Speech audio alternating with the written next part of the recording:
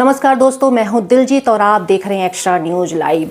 Supreme court ने ऐसा चाबुक चलाया एसबीआई के ऊपर कि उसने 4 महीने का काम सिर्फ एक दिन में कर दिखाया है। जी हां, मैं बात कर रही हूं इलेक्ट्रॉन बॉन्ड की। इलेक्ट्रॉन बॉन्ड के ऊपर सुप्रीम कोर्ट ने ये बताया कि ये तरीका असंवैधानिक है। ये उसी बात को है जिसको 2018 में सरकार इलेक्ट्रॉन बॉन्ड लेकर आई और उन्होंने कहा कि ये पूरी तरीके से संवैधानिक है।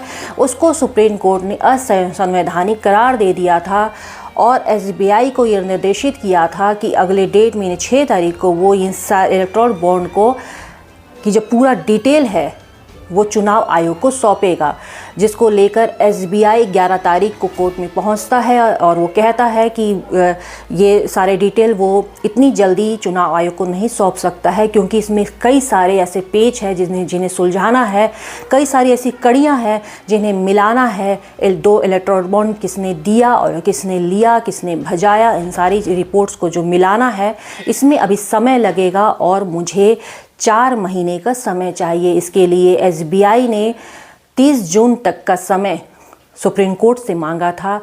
इस पर सुप्रीम कोर्ट ने सख्त रवैया अपनाते हुए कहा कि सारी चीज़ें ऑनलाइन है और अभी आप कह रहे हैं कि 4 महीने का समय चाहिए, तो बताइए कि पिछले 26 दिनों तक आपने क्या किया।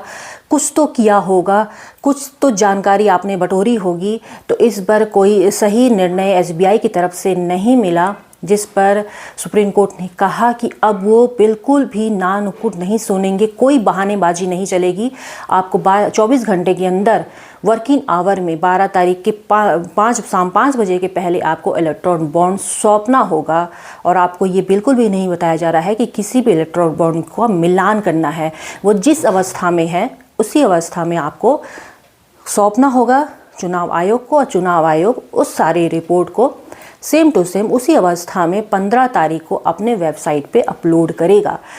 तो जिस तरीके से सारी बातें निकल के आ रही थी और आखिरकार एसबीआई ने 12 तारीख शाम 5 बजे के पहले सारी रिपोर्ट इलेक्ट्रॉन बॉन्ड नगर चुनाव आयोग को सौंपा है। तो देखने वाली बात है कि जिस काम के लिए एसबीआई 4 महीने का समय मांग रहा था और उसी काम को करने के लिए एसबीआई ने सिर्फ 24 घंटे में कर दिया, जब सुप्रीम कोर्ट की फटकार लगी तब। तो ये अपने आप में बड़ा बात है दोस्तों। देश में इलेक्ट्रॉन बॉन्ड जो है भ्रष्टाचार की सबसे बड़ी कड़ी निकल कर सामने आ रही है। जिस तरह से विपक्ष लगातार ये आरोप लगाता आ रहा है कि इलेक्ट्रॉन बॉन्ड की जो खरीद फरोख्त है उसमें इलेक्ट्रॉन बॉन्ड में किसने कितना चंदा दिया, किस पार्टी को मिला, किसने भजाया, और सत्ता पक्ष ने को सबसे ज़्यादा चंदा मिला है 6,600 करोड़ से ऊपर का जो चंदा बताया जा रहा है।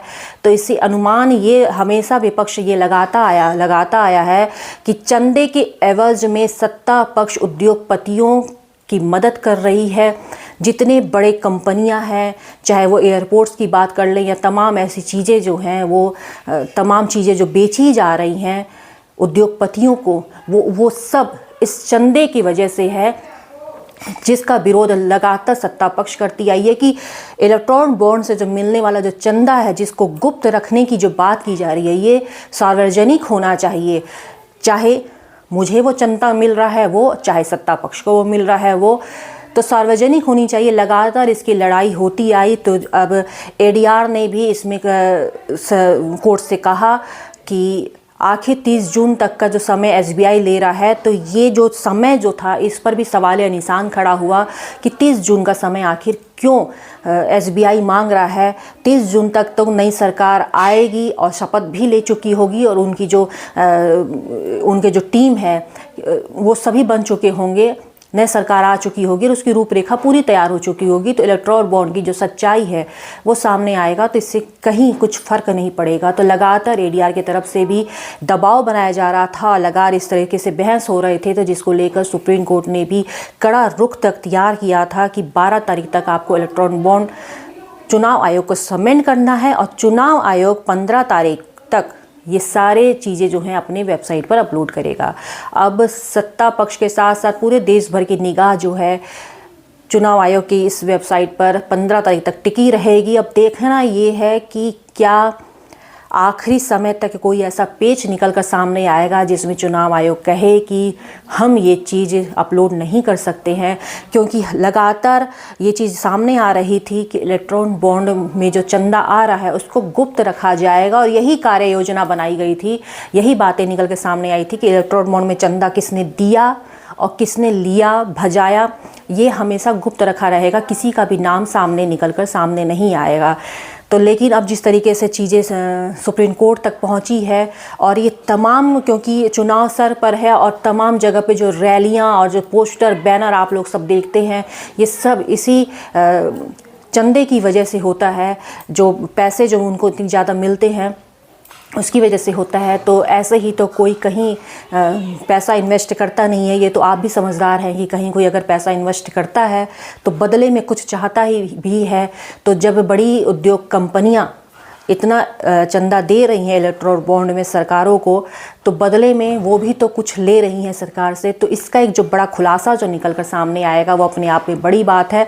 सबकी निगाह 15 तारीख को जो चुनाव आयोग के वेबसाइट में है। अब देखना ये कि क्या चुनाव आयोग वेबसाइट में ये चीज़ें अपलोड करेगा, क्योंकि देखा जा रहा है कि चाहे ईडी हो, चाहे अब एसबीआई को भी आपने देखा कि किस तरीके से वो टाल मटोल करता रहा कि उसे अपलोड करने में समय लगेगा, वो इलेक्ट्रॉन बॉन्ड की जानकारी नहीं दे सकता है, उसे चीज़ें जुटानी पड़ेगी कि किसने इलेक्ट्रॉन बॉन्ड में कितना चंदा दिया, किसने इलेक्ट्रॉन बॉन्ड को चंदा लिया, किसने भजाया, तो इन सब का मेल करना पड़ेगा। और ज़रा सी भी गलती अगर हो जाती है तो इसके लिए एसबीआई की काफ़ी फजीयत होगी। तो ये सारे दलीलें एसबीआई लगातार दे रहा था अपनी तरफ से, जिसको लेकर सारी दलीलों को सुप्रीम कोर्ट ने दरकिनार करते हुए कहा कि आप सबको दरकिनार कीजिए। हमने ये बिल्कुल नहीं कहा है कि आप किसी भी इलेक्ट्रॉन बॉन्ड का मिलान करें कि किसने दिया किसने लिया, ऐसा तो कहा नहीं गया है। जिस अवस्था में जो चीज़ें हैं वो आप चुप करके सबमिट कर दें। तो जिस तरीके से एसबीआई भी लगातार टाल मटोल कर रहा था, 4 महीने का समय भी मांग रहा था, ईडी जिस तरीके से काम करता है, चुनाव आयोग जिस तरीके से काम कर रहा है, ये किसी तरह से भी छुपा नहीं है कि सब सिर्फ सत्ता पक्ष के बातों में आकर ही बातें काम हो रही है। चुनाव आयोग भी सरकार की ही बात सुनता है। तो क्या चुनाव आयोग लास्ट मोमेंट पे कुछ ऐसा पेच लेकर सामने आएगा जिसमें सुप्रीम कोर्ट को भी चुप्पी साधनी होगी? क्या सुप्रीम कोर्ट के ऊपर भी कोई ऐसा है जो सुप्रीम कोर्ट के आदेश को रुकवा सकता है? ये भी अब सबकी निगाह सिर्फ 15 तारीख तक टिकी हुई है।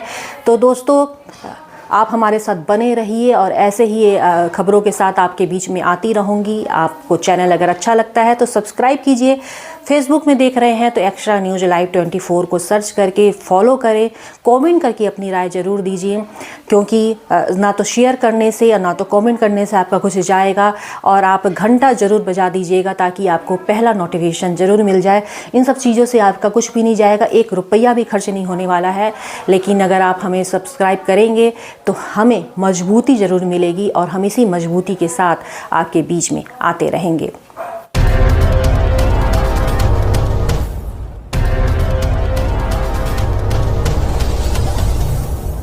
Good morning friends, my name is Nitin Singh. I am from KIPM College of Engineering and GIDA Gorakhpur. I want to tell you guys that now our college, KIPM College, is now NBA accredited in whole Purvanchal. आप सभी को मेरा सादर नमस्कार। मैं सौम्या राय KIPM college की छात्रा जो कि CSC ब्रांच में हूँ। आप सभी को मुझे बताते हुए बहुत ही गर्व महसूस हो रहा है कि हमारा कॉलेज KIPM टेक्निकल कैंपस जो कि अब NBA एक्रेडिटेड हो चुका है। तो आप यहाँ आएँ, यहाँ की शिक्षा का लाभ लें और अपने करियर में एक नई ऊंचाइयों को प्राप्त। KIPM college of engineering and technology Gita Gorakhpur NBA द्वारा स्वीकृत पूर्वांचल का एकमात्र संस्थान है जहां पर बच्चों को गुणवत्तापूर्ण शिक्षा, national and international top multinational कंपनियों में प्लेसमेंट और हाईली क्वालिफाइड फैकल्टी द्वारा पठन पाठन का कार्य कराया जाता है।